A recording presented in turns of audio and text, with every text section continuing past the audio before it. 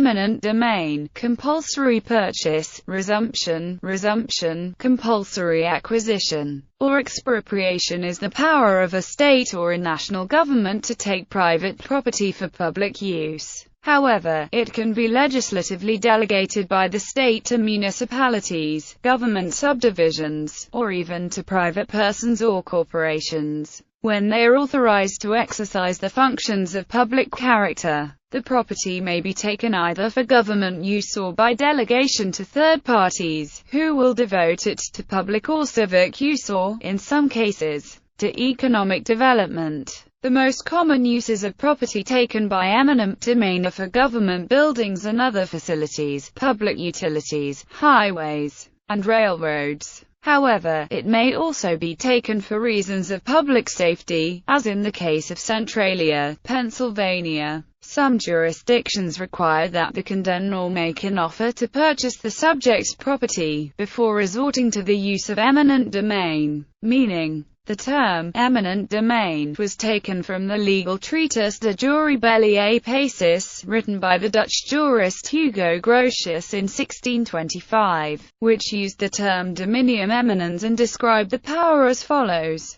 The property of subjects is under the eminent domain of the state, so that the state or he who acts for it may use and even alienate and destroy such property, not only in the case of extreme necessity, in which even private persons have a right over the property of others, but for ends of public utility, to which ends those who founded civil society must be supposed to have intended that private ends should give way. But it is to be added that when this is done, the state is bound to make good the loss to those who lose their property. Some U.S. states use the term appropriation or expropriation as synonyms for the exercise of eminent domain powers. Condemnation. The term condemnation is used to describe the formal act of the exercise of the power of eminent domain to transfer title to the property from its private owner to the government.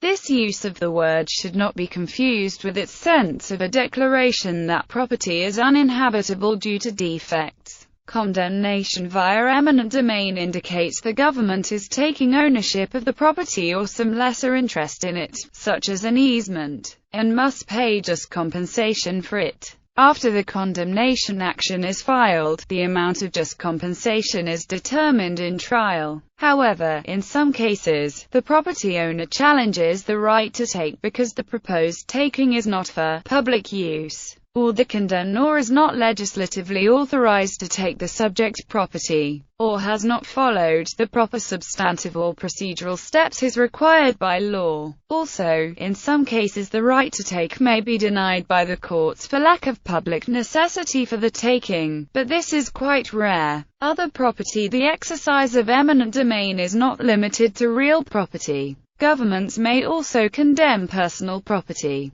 Governments can even condemn intangible property such as contract rights, patents, trade secrets, and copyrights. Even the taking of professional sports teams' franchise has been held by the California Supreme Court to be within the purview of the public use. Constitutional limitation. Although eventually, that taking was not permitted because it was deemed to violate the Interstate Commerce Clause of the U.S. Constitution. North America. United States Constitution. The practice of condemnation was transplanted into the American colonies with the common law. In the early years, unimproved land could be taken without compensation. This practice was accepted because land was so abundant that it could be cheaply replaced. When it came time to draft the United States Constitution, differing views on eminent domain were voiced. Thomas Jefferson favored eliminating all remnants of feudalism, and pushed for allodial ownership.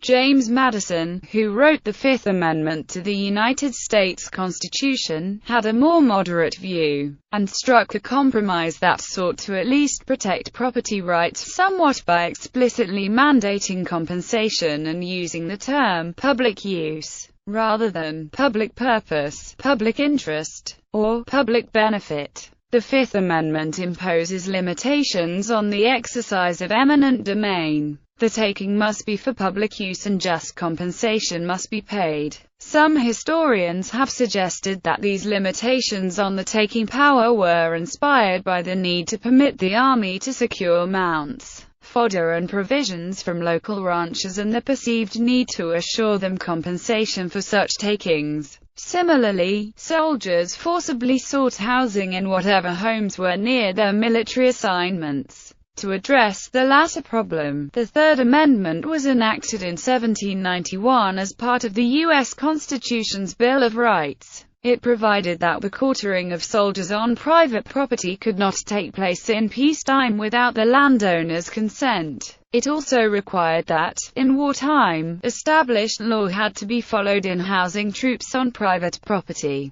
Presumably, this would mandate just compensation, a requirement for the exercise of eminent domain in general per the Fifth Amendment. All U.S. states have legislation specifying eminent domain procedures within their respective territories. The power of governments to take private real or personal property has always existed in the United States, as an inherent attribute of sovereignty. This power reposes in the legislative branch of the government and may not be exercised unless the legislature has authorized its use by statutes that specify who may use it and for what purposes. The legislature may take private property by passing an act transferring title to the government. The property owner may then seek compensation by suing in the U.S. Court of Federal Claims. The legislature may also delegate the power to private entities like public utilities or railroads, and even to individuals for the purpose of acquiring access to their landlocked land. Its use was limited by the Takings Clause in the Fifth Amendment to the U.S. Constitution in 1791, which reads, "Nor shall private property be taken for public use without just compensation." The Fifth Amendment did not create the national government's right to use the eminent domain power. It simply limited it to public use. The U.S. Supreme Court has consistently deferred to the right of states to make their own determinations of public use. In 1832, the Supreme Court ruled that eminent domain could be used to allow a mill owner to expand his dam and operations by flooding an upstream neighbor. The court opinion stated that a public use does not have to mean public occupation of the land, it can mean a public benefit. In Clark v. Nash, the Supreme Court acknowledged that different parts of the country have unique circumstances and the definition of public use thus varied with the facts of the case. It ruled a farmer could expand his irrigation ditch across another farmer's land, because that farmer was entitled to the flow of the waters of the said Fork Canyon Creek, and the uses of the said waters is a public use. Here, in recognizing the arid climate and geography of Utah, the court indicated the farmer not adjacent to the river had as much right as the farmer who was to access the waters. However, until the 14th Amendment was ratified in 1868, the limitations on eminent domain specified in the Fifth Amendment applied only to the federal government and not to the states. That view ended in 1896 when in the Chicago, Burlington and Quincy Railroad v. Chicago case the court held that the eminent domain provisions of the Fifth Amendment were incorporated in the Due Process Clause of the 14th Amendment and thus were now binding on the states. Or in other words, when the states take private property they are required to devote it to a public use and compensate the property owner for his loss. This was the beginning of what is now known as the selective incorporation doctrine. An expansive interpretation of eminent domain was reaffirmed in Berman v. Parker, in which the U.S. Supreme Court reviewed an effort by the District of Columbia to take and raze blighted structures in order to eliminate slums in the southwest Washington area. After the taking, held the court, the taken and razed land could be transferred to private redevelopers who would construct condominiums, private office buildings and a shopping center. The Supreme Court ruled against the owners of a non-blighted property within the area on the grounds that the project should be judged on its plans as a whole, not on a parcel-by-parcel basis. In Hawaii Housing Authority v. Midkiff, The Supreme Court approved the use of eminent domain to transfer a landless's title to its tenants who owned and occupied homes built on the leased land. The court's justification was to break up a housing oligopoly, and thereby lower or stabilize home prices, although in reality, following the Midkiff decision, home prices on Oahu escalated dramatically, more than doubling within a few years. The Supreme Court's decision in Keller v. City of New London, 545 U.S. 469 affirmed the authority of New London, Connecticut, to take non-blighted private property by eminent domain, and then transfer it for $1 a year to a private developer solely for the purpose of increasing municipal revenues. This 5-4 decision received heavy press coverage and inspired a public outcry criticizing eminent domain powers as too broad. In reaction to Keller, several states enacted or are considering state legislation that would further define and restrict the power of eminent domain. The Supreme Courts of Illinois, Michigan, Ohio, Oklahoma, and South Carolina have recently ruled to disallow such takings under their state constitutions. The redevelopment in New London, the subject of the Keller decision, proved to be a failure, and as of 10 years after the court's decision, nothing has been built on the taken land in spite of the expenditure of over $100 million in public funds. The Pfizer Corporation, which owned a $300 million research facility in the area, and would have been the primary beneficiary of the additional development, announced in 2009 that it would close its facility, and did so shortly before the expiration of its 10-year tax abatement agreement with the city.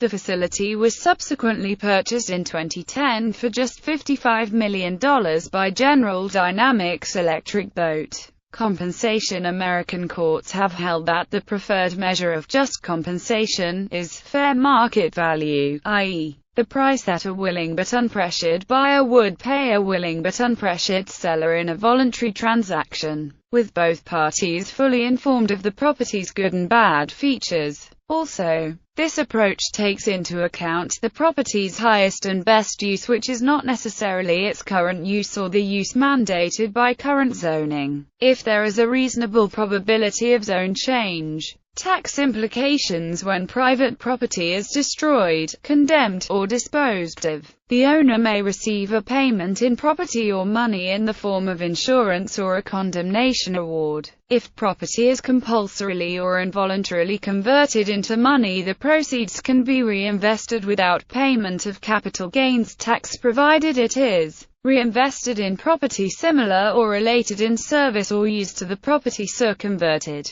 No capital gain shall be recognized. Bush Executive Order. On June 23, 2006, the first anniversary of the Keller decision, President George W. Bush issued Executive Order 13406, which stated in Section I that the federal government must limit its use of taking private property to public use, with just compensation, for the purpose of benefiting the general public. The order limits this use by stating that it may not be used for the purpose of advancing the economic interest of private parties to be given ownership or use of the property taken. However, eminent domain is more often exercised by local and state governments, albeit often with funds obtained from the federal government. Canada. In Canada, expropriation is governed by federal or provincial statutes. Under these statutory regimes, public authorities have the right to acquire private property for public purposes, so long as the acquisition is approved by the appropriate government body.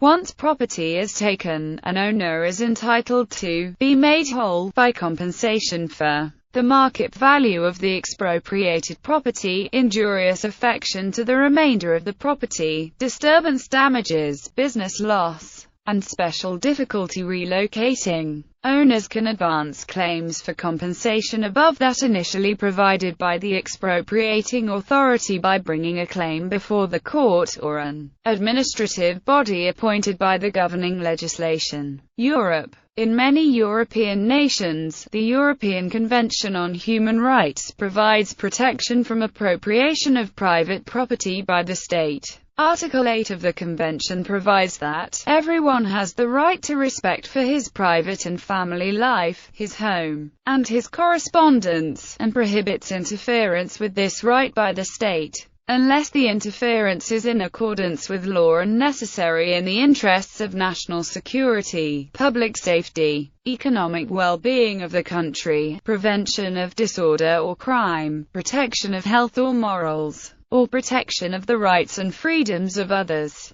This right is expanded by Article 1 of the First Protocol to the Convention, which states that every natural person or legal person is entitled to the peaceful enjoyment of his possessions. Again, this is subject to exceptions where state deprivation of private possessions is in the general or public interest, is in accordance with law, and, in particular, to secure payment of taxes. Settled case law of ECHR provides that just compensation has to be paid in cases of expropriation. France. In France, the Declaration of the Rights of Man of the Citizen similarly mandates just and preliminary compensation before expropriation, and a declaration d'utilité publique is commonly required to demonstrate a public benefit. Notably, in 1945, by decree of General Charles de Gaulle based on the untried accusations of collaboration, the Renault Company was expropriated from Louis Renault posthumously and nationalized as Régie Nationale des Usines Renault, without compensation. England and Wales. After his victory in 1066, William the Conqueror seized virtually all land in England. Although he maintained absolute power over the land, he granted fiefs to landholders who served as stewards, paying fees and providing military services.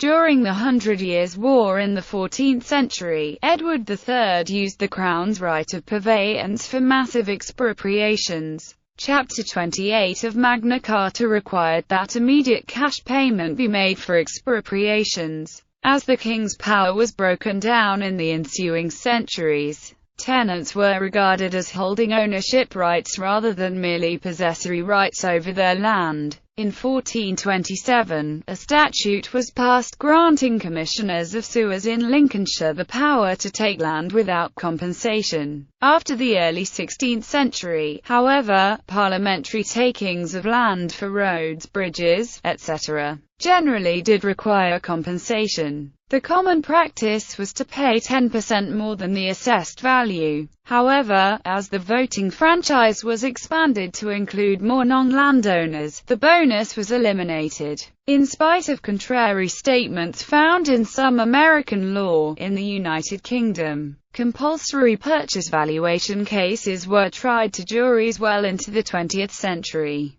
Deakey's Royal Hotel v. The King. In England and Wales, and other jurisdictions that follow the principles of English law, the related term compulsory purchase is used. The landowner is compensated with a price agreed or stipulated by an appropriate person. Where agreement on price cannot be achieved, the value of the taken land is determined by the Lands Tribunal, a court consisting of one barrister and two chartered surveyors. The operative law is a patchwork of statutes and case law. The principal acts are the Lands Clauses Consolidation Act 1845, the Land Compensation Act 1961, the Compulsory Purchase Act 1965, the Land Compensation Act 1973, the Acquisition of Land Act 1981, Part 9 of the Town and Country Planning Act 1990. The Planning and Compensation Act 1991, and the Planning and Compulsory Purchase Act 2004. Germany. The basic law for the Federal Republic of Germany states in its Article 14 that an expropriation is only allowed for the public good, and just compensation must be made.